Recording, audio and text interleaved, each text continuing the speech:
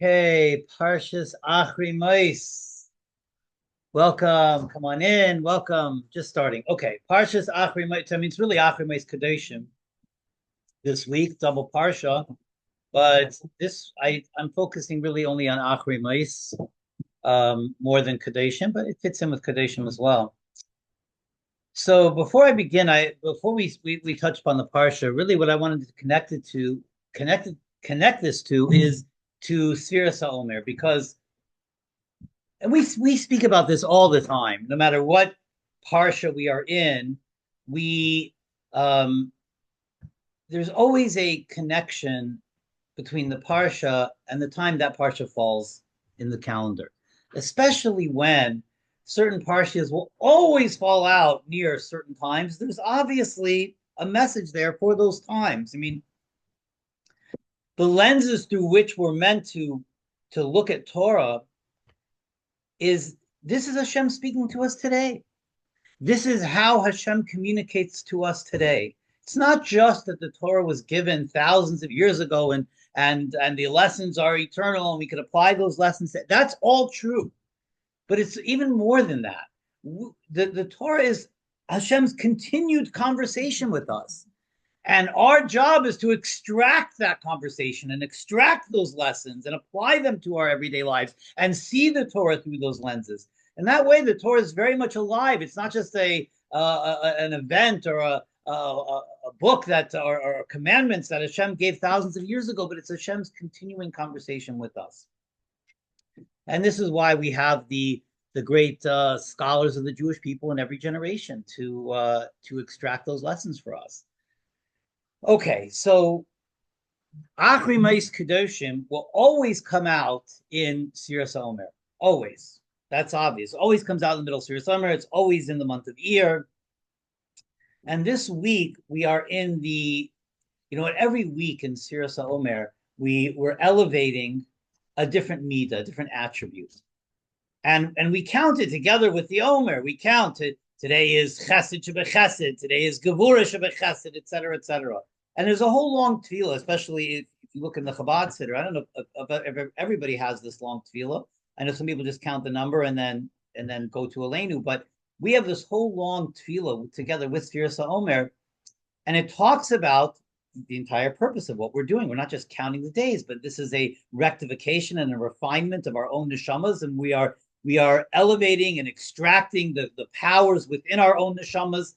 And there are 7 midas in the 7 emotional midas that the neshama is made up of: chesed, gvura, Sefiras, Netzach, Hod, Yesod, Malchus.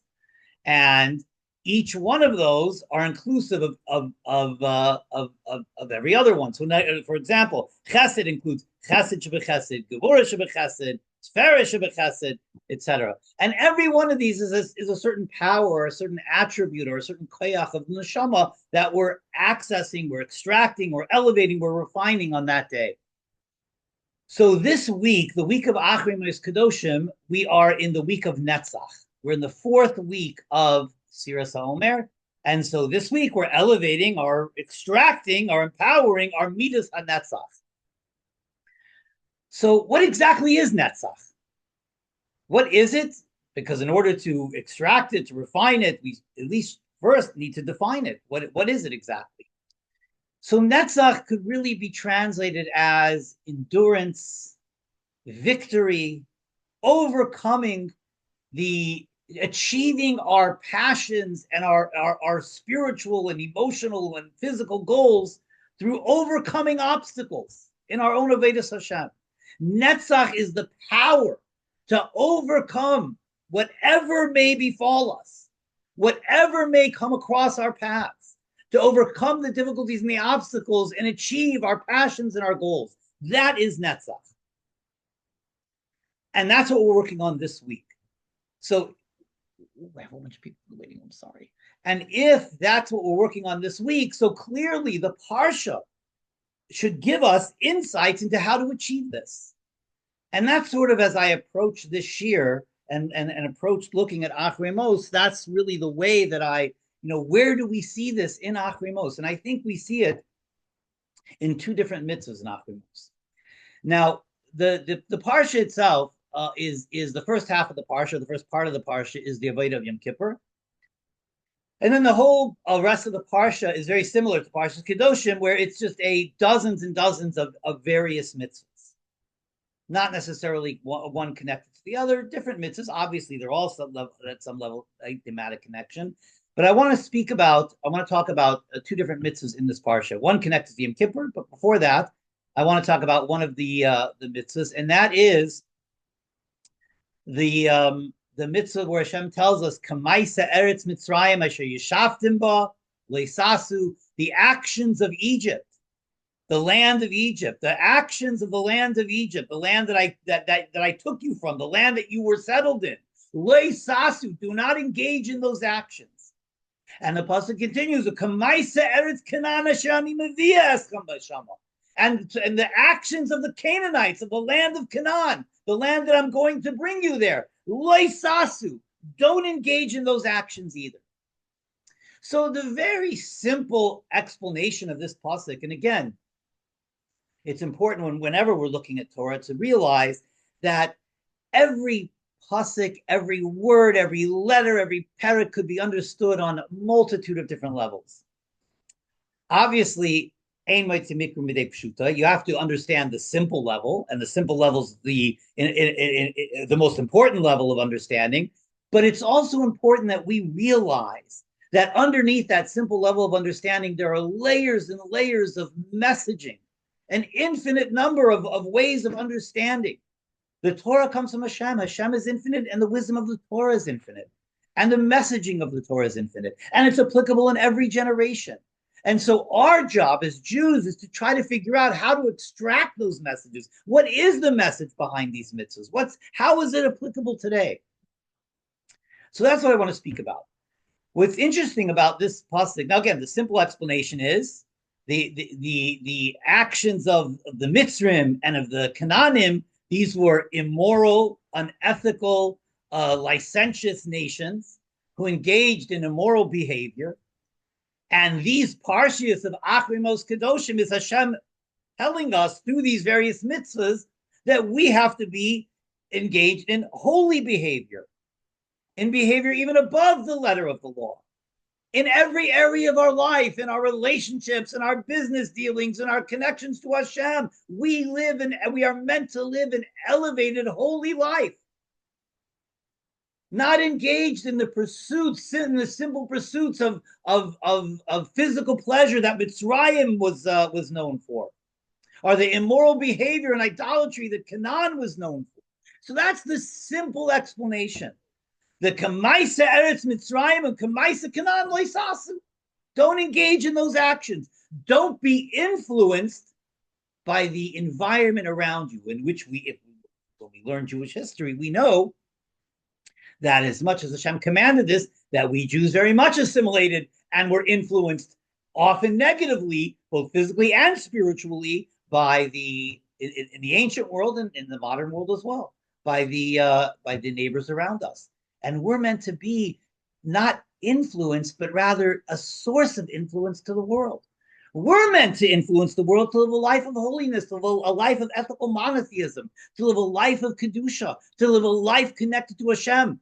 We're not meant to be influenced by the immorality of others. We are meant to influence them and elevate the entire world and be a light onto the nations. So that's the simple explanation of this pasuk. But I want to touch upon a little bit of a deeper explanation. Because if that were the simple explanation were it, all the pasuk had to say is Kamaisa Eretz Mitzrayim, Ukamaisa Eretz Canaan, Leisasu. But why does it say Kamaisa Eretz Mitzrayim Asher Yeshaftim Bo? Like the actions of the land of Egypt from which you came from which you dwelled in. A ben Chumash Lamikra, every 5-year-old learning Chumash knows we were in Mitzrayim. Why does the pasuk have to remind us Asher Yeshaftim Bo, the land which you were in? And then when it speaks about Eretz Canaan, it says Asher ani mevi eschem b'shama, the land which I am going to bring you there. That's also, we all know that that's where we're going. So why is that added in the pasuk? The land which you came from, the land to which you're going to, don't engage in those actions. So, in order to understand this, I want to take a look at the mitzvah of the destruction of Amalek in the end of Parshas Kiseitze. In the end of Parshas Kiseitze, Hashem tells us that we should always remember to blot out the memory, the nation of Amalek. And it says 2 times there the words Baderech. Remember what Amalek did to you, Baderech B'tzeischem Mitzrayim, when you were on the derech of leaving Egypt. And then it says we should also remember that Amalek Asher Karcha Baderech, who met you on the way, our deeper translation, who cooled you off from your passions. Karcha could also mean cooled you off. Kar is kerech is ice. Kar is cold. Karcha, Asher Karcha B'derech. We were passionate to be running to Har Sinai, and the war with Amalek demoralized us. So, but both times the word B'derech is unnecessary. But both times you don't need that word Baderech. And again, we know nothing, no word in Torah is unnecessary. So remember what Amalek did to you. That's all we need to know. Remember what Amalek did to you. Why is it Baderech B'tzeischem Mitzrayim? Or remember what Amalek did to you, B'tzeischem Mitzrayim. What's Baderech B'tzeischem Mitzrayim? Why did they add the word Baderech there? And similarly, Asher Karcha, Amalek, what was Amalek's sin? They cooled you off. They made you lose your passion. Why again Baderech? What's the Baderech there? So if we take a look, go all the way back to Sefer Bereshis, and we look at the story of Hagar when she was sent out of Avram Avinu's home, the Torah describes there from Hagar's perspective that she was Telech v'Teisa, that she was lost and wandering in the Midbar. And Rashi says that this is a remez, that she wandered back to the Avodah Zarah, the idolatry of her youth. Right? She grew up in an idolatrous home. When she was together with Avram Avinu, she abandoned that idolatry and accepted Hashem. But Rashi says when they threw her out of the house together with Yishmael, v'telech v'tesa, she was going and wandering in the Midbar. Rashi says it means it's a remez, it's an illusion, it's a hint that she wandered back to her idolatrous youth, to the customs of her youth, to her idolatry. The question is, how does Rashi know this? From where does Rashi get this from? Where is this alluded to in the verse? That somehow wandering means she wandered back to idolatry. And I saw a very beautiful explanation from a sefer that I've been learning every week now, and I really get a lot of inspiration, a lot of source for a lot of my shiurim. The Sari Lachim from Rabbi Ephraim Tursky was just an amazing sefer. They should translate it in English. Such an incredible, inspiring sefer, and I get such inspiration from it, and it's a source of a lot of my shiurim as well. So I want to definitely credit the mucker of my source. And I wish I was smart enough to come up with these ideas myself. And the best I could do is at least I could translate them and learn them and teach them to others, because really incredible ideas he has. So he says as follows. He says, you know where Rashi gets this from? He says it's very simple. Because from Hagar's perspective, she was lost and wandering. A believing Jew knows that we're never lost and wandering. If she still believes that she's lost and wandering, that means she lost her emunah and hashgacha pratis.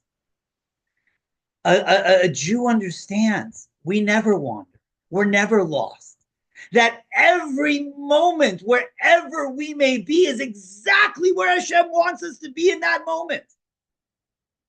So we may think that, well, I took a wrong turn, or, well, it's just bad mazel, I got stuck in traffic, or I'm flying out of Newark Airport and it's a nightmare and I'm waiting there for 3 hours and it's not where I need to be, and it's not where my Avodas Hashem is, and it's not what, and then I'm supposed to be in Chicago or New York or Florida or California, wherever my flight's meant to take me, and here I am stuck in Newark Airport.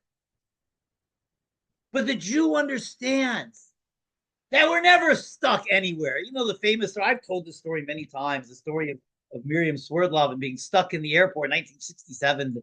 a group of women went to the Sheikh Chabad convention in Detroit. I told the story, but maybe a few people on the listening to the recording, they haven't heard it yet, so I'll repeat it just quickly. They went to a group of women from Crown Heights, 1967, went to Detroit for a convention, and the Sheikh Chabad convention, a women's convention, and this takes place in the wintertime, or it took place in the wintertime, and on their way back from Detroit, there was a blizzard, and their flight was canceled, and they didn't know what to do. It was going to be Shabbos. Should they go back and stay in Detroit? Should they try to get a flight coming to Crown Heights? So I think the leader of the group, I think it was Miriam Popak, maybe I've called the Rebbe's secretary. No, she wasn't the one who called. She tells the story, but the one who called, I think, was Miriam Popak, I think. But anyway, she calls the Rebbe's secretary, Rabbi Klein, Benjamin Klein, Al Shalom, and she told him the situation to ask the Rebbe what they should do, and that they're stuck in the airport in Detroit, and they don't know, should they go back to Detroit? Should they go back? Should they try to get to New York for Shabbos, etc.? And she's on a payphone. This is 1967. Again, some people will not know what payphones are, but you have to look it up. Wikipedia, it's in payphone. So if you're not sure what a payphone is and you're listening to this year, our Google, our Chat GPT, you Chat GPT what a payphone is, and they'll explain it to you. Because my kids have no idea what a payphone is. We're having this conversation. They've not a clue what a payphone is. So they're shoving quarters in the payphone to try to keep the line going. And he goes to the Rebbe and he asks the Rebbe, tells the Rebbe the whole story. And he comes back to the phone and he says that the Rebbe doesn't understand the word stuck.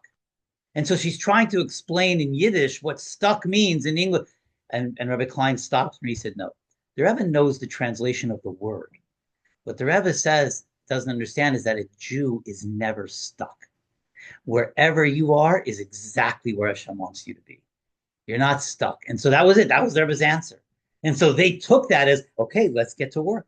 And then she tells the story that they split up and they started giving out Shabbos candles to all the Jewish women in the airport because they had with them. They were taking back, cases of Shabbos candles to spread the light of Shabbos candles. They figured they're in the airport. So they started asking Jewish women, are you Jewish? And if they're Jewish, they give Shabbos candles, like Shabbos candles. And that was their shlichus.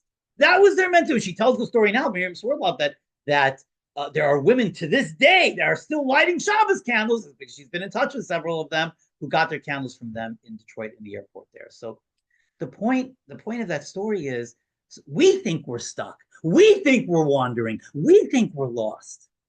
And this is a foundation in the understanding of Hashgacha Pratis, that even though we don't see it, we think we made a wrong turn, there's a blizzard, there's a car accident, traffic, whatever it may be, Newark airport disasters, whatever it may be.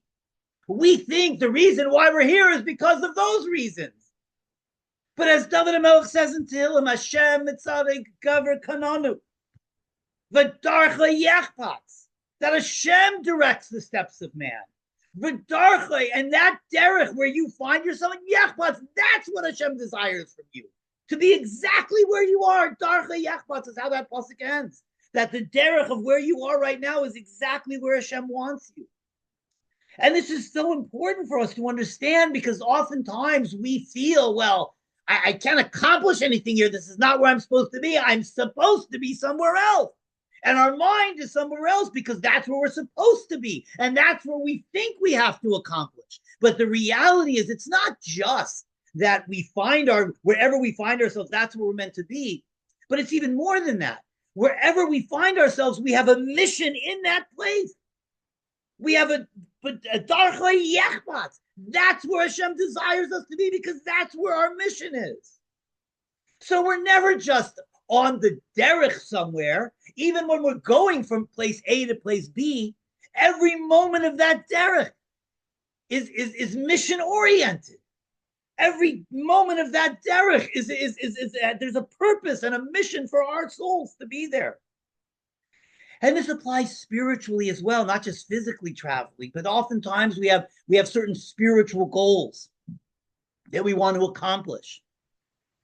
And we tell ourselves, well, when when I have more time, I'll be able to accomplish it. When I'm not working so hard, when I'm able to reduce my hours of work, then I'll learn Torah. Then I'll go to shul for Ma'ariv. Then I'll wake up extra early and daven shachris with the minyan, etc. But now I can't really do it now. And it's in last week's Pirkei Avos, in Perek Beis, it's Mishnah Hey, Mishnah Dal, depending on how the Pirkei Avos are divided up. It says, Al Tamer l'ksha'efna eshna. Don't say that when I have free time, then I'll learn. Shema lo tipana, because maybe I'm going to have free time. That's a simple explanation. But the deeper explanation of that Mishnah is that don't say, Al Tamer l'ksha'efna eshna, that I'll learn when I have free time, because then it'll be easier for me. Then I'll have the menuchas nefesh. Then I'll have the rechavas hadas. Then I'll be able to think better. Then I'll be able to learn better. Perhaps that's not what Hashem desires. Perhaps your entire mission in life, perhaps your entire purpose is exactly where you are right now, with all of your busyness and all of the hours that you're working and all of your stress, to set aside time and to learn Torah then. And what you'll accomplish through doing it now is infinitely greater than what you'll accomplish when you're doing it when you have more free time or when you're retired or when it's easier for you. That's Shem elate upon it. Perhaps you won't have free time. Perhaps that's not what Hashem desires from you. So we have to look at it that every moment of our lives, that every moment of where we may be, we can achieve our goals now. We shouldn't wait for when it's easier, because perhaps that's not what Hashem wants. That's not what Hashem desires from us. So I'll learn when it's easier. I'll give tzedakah when I have more. I'll go to minyan when I don't have to wake up when I don't have to spend so many hours at work. Perhaps what Hashem yearns from us and desires from us is, notwithstanding all the circumstances of life, that now, in other words, where we are is not just, well, I'll reach my spiritual goals later. I'm just on the derech to reaching my spiritual goals. No. Every moment of our lives is that derech. There is no moment where we're just transitioning from point A to point B. Every moment has reason, has purpose, and every moment has meaning. And this Yetzer Hara that tells us, well, you're not where you need to be yet. Perhaps when you've achieved greater spiritual heights, then you'll daven better, then you'll learn more. I'm stuck at the airport. I'm not meant to be here. That Yetzer Hara that tells you you're stuck physically, or you can't achieve yet spiritually because you're only on the derech. That Yetzer Hara is the Yetzer Hara of Amalek. That's the Amalek shebekir b'cha. That's the Amalek inside of us. That's why Amalek attacked us specifically, but derech. We were on the way to Kabbalah Satira. So Amalek saying that you are not strong yet. You haven't yet reached your goals. You're not spiritually strong. You haven't gotten to Har Sinai yet. So now we can attack you, and now you're spiritually weak because you're only B'derech. And that's why it says B'derech twice. Remember what they did to you, B'derech b'tzeischa miMitzrayim. That's why it uses the word B'derech. Asher karcha, but how did they call you off? By telling you you're B'derech. You're only on the derech. You're not at Har Sinai yet. You don't have your spiritual strength yet. We can attack you now. You're weak now. You haven't achieved your spiritual goals. You're only B'derech, but the Jew knows. And this is where this is how Rashi learns that Hagar went back to idolatry, because the Jew understands he's never just B'derech. Every moment is B'ashkacha Elyona. Every moment is with Hashem's holy hand. We are exactly where we need to be. Wherever you are is exactly where Hashem desires. And so Hagar, who didn't believe this, who thought she's wandering, that's the proof that she went back to idolatry. So this is why it says, Timcha as Zecher Amalek. Wipe out that Yetzer Hara that tells you, I can't achieve because I'm only B'derech. I'm stuck where I don't need to be. Or I haven't yet achieved my spiritual goals, or I'm unable to learn now because I'm too busy. but I'm on the derech of becoming less busy. No, wipe that out. And that's why it says, Timcha Zecher Metachas Hashemayim. Because when you believe that wherever you are is Hashgacha Pratis, it's directed by Hashem, then you know you belong there. But when you think it's Tachas Hashemayim, it's man-made that I'm here. It's Tachas Hashemayim that I'm here. It's not Hashgacha Pratis. It's not Hashgacha Elyoina. It's only Tachas Hashemayim. It's because I chose to be here. It's because there was a blizzard. It's because there's a traffic jam. It's Tachas Hashemayim. It's man-made efforts that why I'm here. Wipe that out. The Zecher of a Moloch, of the Yetzar of a Moloch that tells you you're only Tachas Hashemayim. That's where you are is because of Tachas Hashemayim, because of man-made reasoning or circumstances. That's what it means. Erase that Yetzahara of Amalek. That tells you that your circumstances are B'tachas Hashemayim. The circumstances of your life are Hashgacha Elyoina. And when we recognize this, when we realize this, when we live with this, we can overcome any obstacle. We could personify midas hanetzach.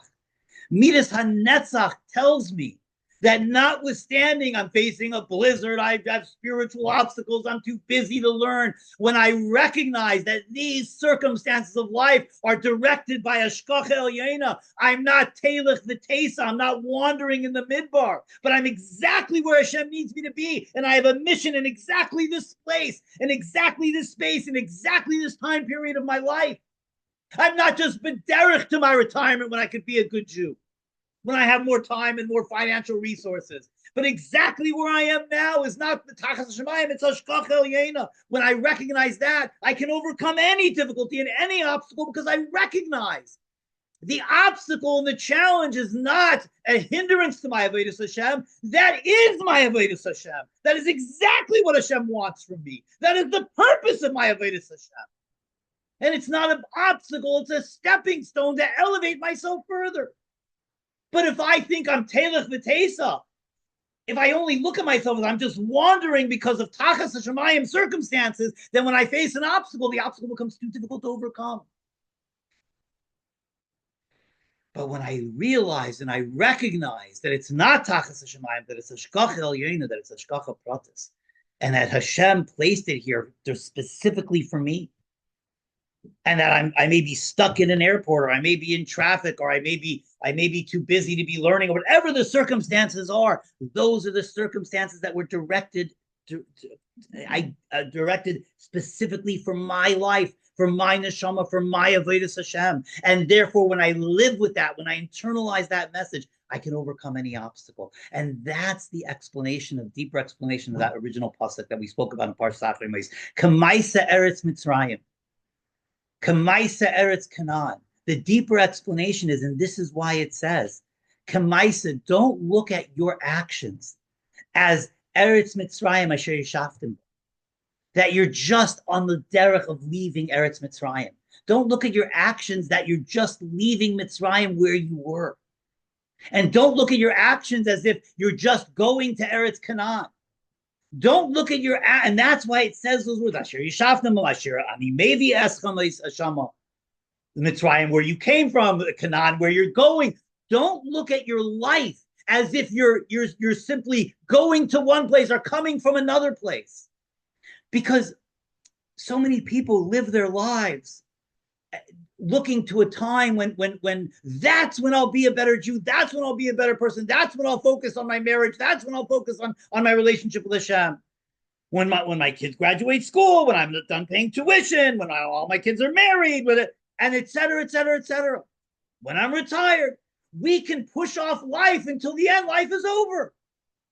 But life isn't meant to be pushed off until the final golden years when everything becomes slightly easier. And then we deal with health issues. Then we have different challenges. At every stage of life, we have our own unique challenges. At every stage of life, we have our obstacles. But when we look at them as we're not just, our actions are not just leaving Mitzrayim, Asher Yishaftim Bam, and we're not just going to Canaan. It's not just about where we came from and where we're going. It's about this moment right now. When I recognize that. And this is a shiur I gave out, connected to the shiur I gave before Rosh Hashanah. The power of now, of every single day, of every single moment.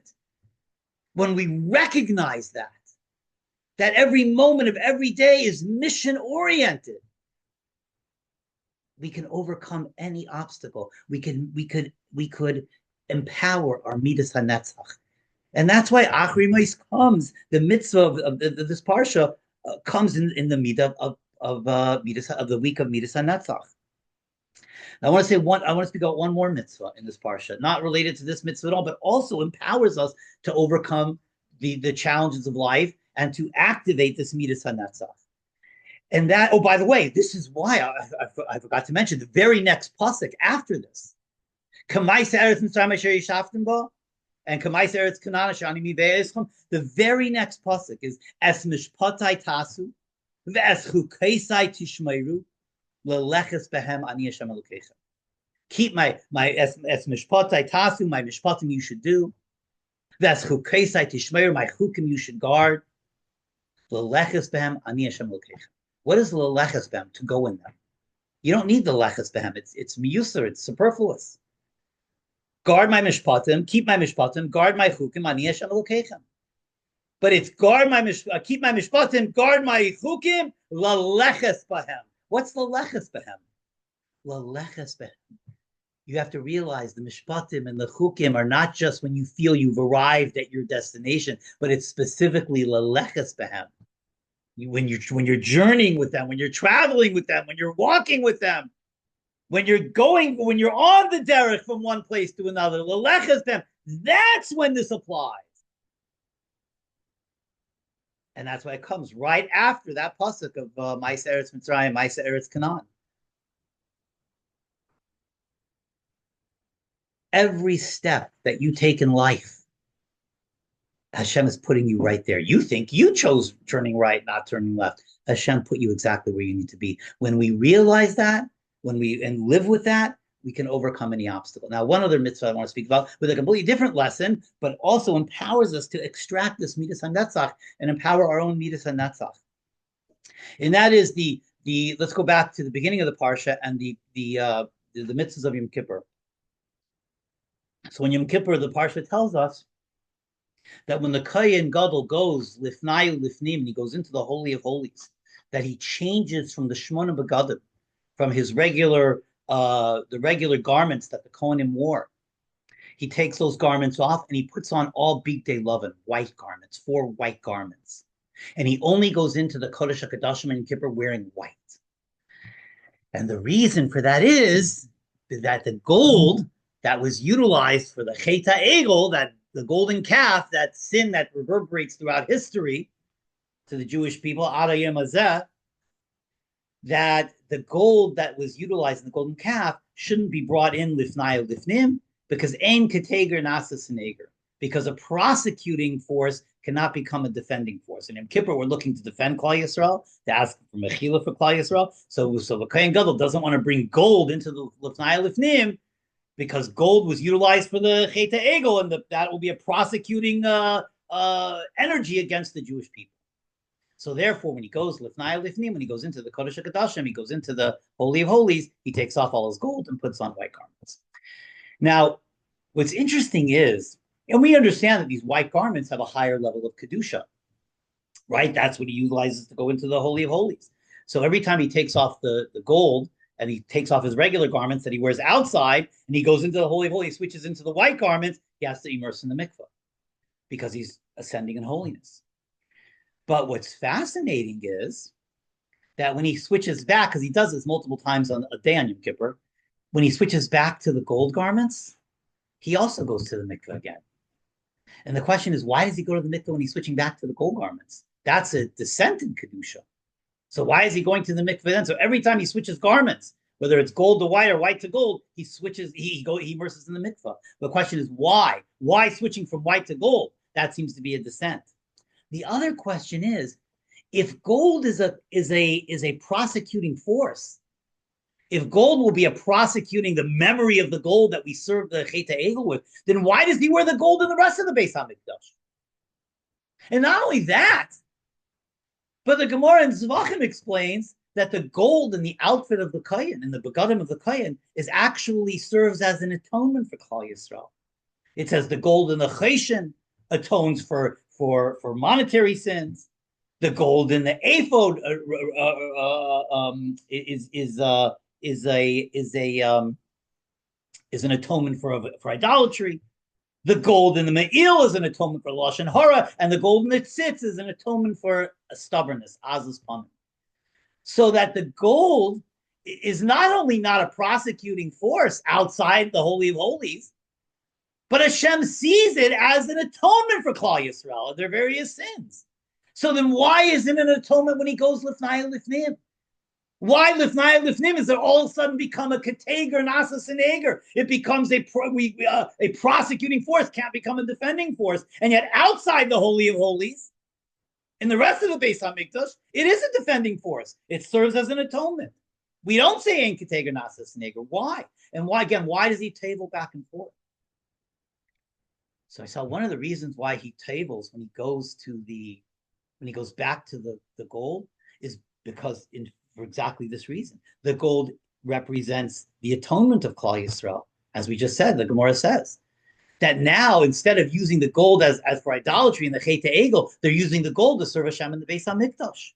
So the gold the white begadim represent the tzaddik. He's lifnai perfection. The gold represents the bali tshuva, those who have sinned and are rectifying their sins and transforming that sin by using the gold not for the egel, but by using the gold to serve Hashem. And so we understand to go from the bali tshuva, the gold, to the tzaddik, to the white garments, that needs tevila, that needs a mikvah, that needs immersion, that needs spiritual elevation. But to go back to the gold, why does he need tefillah? Because b'makom shabali tshuva aimdim afilu tzadikim gemurim in a place that a bal tshuva stands, even a tzaddik gomer cannot stand it. There's a certain greatness in a bal tshuva that even a tzaddik doesn't have. So therefore, that's why going from the tzaddik to the bal tshuva also needs tefillah, also needs immersion, also needs elevation. But again, that makes our question even stronger. If that's the case, if the gold is so powerful that it represents b'makom shabali tshuva omdim, so why can't he bring the gold in lifnai lifnim? They've done tshuva already for the gold. They've done tshuva for the chet egel. The tshuva is now serving as a defense to Klal Yisrael, as an atonement. The gold, I'm saying, is serving as a defense, as an atonement for Klal Yisrael. But why does that not work inside pnimius lifnai lifnim? And the answer is in Masechtas Brachos, in Daf Lamed Beis, Amud Aleph.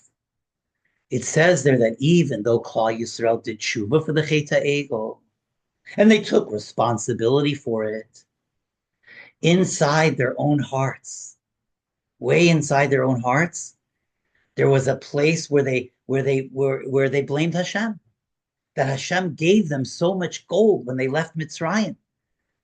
When Moshe Rabbeinu says in Parshas Devarim, when he lists the various places they were at, and one of them is Di Zahav.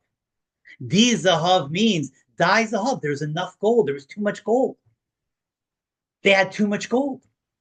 And so even though they accepted responsibility and they did tshuva, somewhere deep inside themselves, lifnai lifnim, within themselves, they blamed Hashem. That Hashem gave us too much gold. What does he want from us? He gave us too much gold. We utilized it improperly, but Hashem gave us too much gold. So at a certain level, deep within themselves, they ultimately didn't take responsibility. They blamed Hashem. And therefore, outside, externally, where they took responsibility, externally to themselves in their external consciousness, they took responsibility and they did tshuva. So therefore, the gold served externally outside the Holy of Holies, externally in the external parts of the Beis HaMikdash, the gold serves as an atonement because they took responsibility that represents Bali Tshuva. But since lifnayu lifnim, within themselves, they still blamed Hashem. They didn't take responsibility. Therefore, lifnayu lifnim in the Beis HaMikdash and the Kodesh HaKadoshim, the gold still cannot be an atonement. It still remains a kateger. It still remains a prosecuting force. Similar to Adam Arishon when he says to Hashem, I ate from the apple. And the Medrash says, not only I ate it and I'll eat it again, says the Medrash, that Adam Arishon is implying to Hashem And all the Meforshim ask on the Medrash, what kind of chutzpah that Adam Rishon should be implying that to Hashem? Not only did I eat it, but I ate it again. And what the Medrash means is not that Adam Rishon is saying this, but that Adam Rishon didn't take total responsibility for his own actions. He blamed it on his wife. And when you blame it on your wife, when you blame your actions on your wife, on your children, on your boss, on your circumstances, on Hashem, that's not taking total responsibility. So Kol Zman, I don't take total responsibility. That's still a prosecuting force within me. And Adam Rishon suffered from that. And so similarly in the Beis HaMikdash, since Lifnai Lifnim within themselves, in their deepest heart of hearts, in their deepest subconsciousness, they blamed Hashem. Therefore, Lifnai Lifnim, it's still a prosecuting force. They can't. The Kohen Gadol cannot go into the Holy of Holies wearing gold. And so it's such a powerful lesson for us that we can extract from this element of the parsha, that Kol Zman, that none of us are perfect, that we all make mistakes. But human nature is, and this is human nature, and so much of Judaism and so much of Avodas Hashem is overcoming our nature. And so much of Acharei Mos Kedoshim. Kedoshim, to live a life to be a Kadosh means to overcome your animalistic human nature and be godly. And being godly means that when we make a mistake, that when we are fallible, we know that mistakes will happen, to take total and complete responsibility. Because when we take responsibility for our mistakes and we repair our actions and we do tshuva, then that action becomes an atonement for us, a force of atonement, a force of kapara, which is exactly the gold in the rest of the Beis HaMikdash.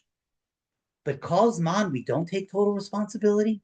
Kol Zman, we still hold some level in our psyche. We hold other people responsible for our own actions. Not only is it not an atonement for us, but it serves as the exact opposite, as a kateger, as a prosecuting force against us. So part of overcoming life's obstacles and life's challenges and life's difficulties is to take responsibility for our own mistakes and repair and rectify those mistakes as part of our taking responsibility for it. And then when we do that, that negativity transforms and becomes shemakim shabali tshuva omdim, becomes an incredible, powerful, spiritual, energizing force within us. So when we're facing obstacles and challenges and difficulties in life, and we need that extra force and atonement and kedusha from Hashem, this is where it comes from. It comes from taking responsibility and changing ourselves for the better, for the negative actions that we've done. But Kol Zman, we're blaming others, then that action still remains a force of a stumbling block for us spiritually. So such a powerful lesson, taking full responsibility for ourselves, for our actions, and not pointing the finger at others. Recognizing that everywhere I am, I'm not simply B'derech, but I have a purpose and a meaning in exactly this moment and in exactly this place. These are two ways in which we can extract, empower, and magnify the midas hanetzach within us. And when we are able to internalize these lessons, the lessons of Acharei Mos that have come during the week of midas hanetzach, then we are able to overcome any difficulty, any challenge, the moment that we recognize that the obstacle is not a challenge in my Avodas Hashem, but it's part and parcel of my Avodas Hashem. I've overcome it. I've climbed the mountain. And that's midas hanetzach. And that's the lesson of Parshas Acharei Mos. So Amir Hashem, every one of us will internalize these lessons, will climb our own individual mountains so that collectively we will all meet each other at the top of our mountains. And Amir Hashem, when a Kadosh Baruch Hu sees that we are overcoming the Nisyanis, he will take away all of the Nisyanis, not only from us individually, but from all of us collectively, from our entire nation. And that will be, of course, with Bias HaMashiach Tzidkenu, B'imher v'yameinu, Amen. Okay, so let's do a Kapitel Tilim 121, in the schus of our soldiers in the IDF, and the schus of the release of our hostages, and the safety and security of Klal Yisrael wherever they may be all over the world. Tehillim 121. Shir Lamaloi, Sesenai Harimi Ayin Yagoy Ezri Mi Marinoi Ois Shemayim Biaretz Ayit in Lamoid Raglecha Ayanim Shimrecho Hin Elianim Leishan Shem Yisrael Arinoi Shemrech Netzach Yadiminecha Yea Mama Shemesh Leikacha Bireach Balayla Arinoi Yishmarcha Mikara Yishmer Nafshecha Arinoi Yishmer Tesla Viechom Yata Viadailam. Thank you so much, everybody. Just one note, I'll be out of town next week. I'll put it on the WhatsApp group just to remind everybody so there won't be any Parshas here next week, but Amir Hashem, I'll be back 2 weeks from now. Thank you so much, everybody. Thank you, Rabbi. Thank you. It was for sure. Thank you. Oh, thank you. Thank you. We have a few comments here.